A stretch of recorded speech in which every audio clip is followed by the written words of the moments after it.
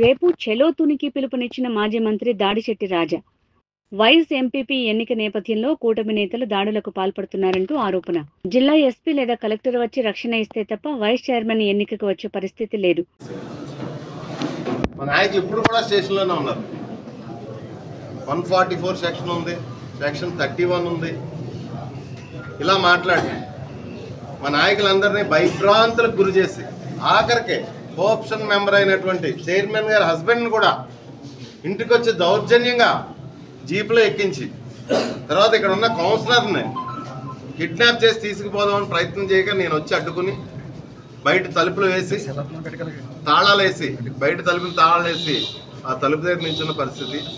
మాకేమో 144 సెక్షన్ 31 అంటున్నారు. వేలాది మంది తెలుగుదేశం పార్టీ కార్యకర్తలు, నాయకులు, రౌడీ షీటర్లో, గోండాలో ఇంటి చుట్టూ తలుపులు బద్దలు కొడుతూ రకరకాలుగా ముందుగా ప్లాన్డ్గా పోలీసులు వచ్చి సీసీటీవీ సర్వేలెన్స్ అంతా తీసి పారేస్తారు. ఇంటికి సంబంధించిన సీసీటీవీ సర్వేలెన్స్ అంతా తీసి పారేస్తారు ప్లాన్డ్గా పోలీసులు వచ్చి. ముఖ్యంగా rural CI Tuni rural CI Chennakesavarao. ఎందుకంటే గతంలో పాపనాడు కేసుల్లో కూడా నేను లేకపోయినా అతని మీద దాడి చేశానని నా మీద 11 కేసులు కట్టినాడు సిఐ. అతను తునిలో భయభ్రాంతులు సృష్టించి వాళ్ళు ఏం చేయాలనుకుంటే అది ఎంత అరాచకం చేయాలంటే అంత అరాచకం. ఎందుకంటే కౌన్సిలర్లు ఎక్కువ మహిళా కౌన్సిలర్లు ఉన్నారు మా దగ్గర.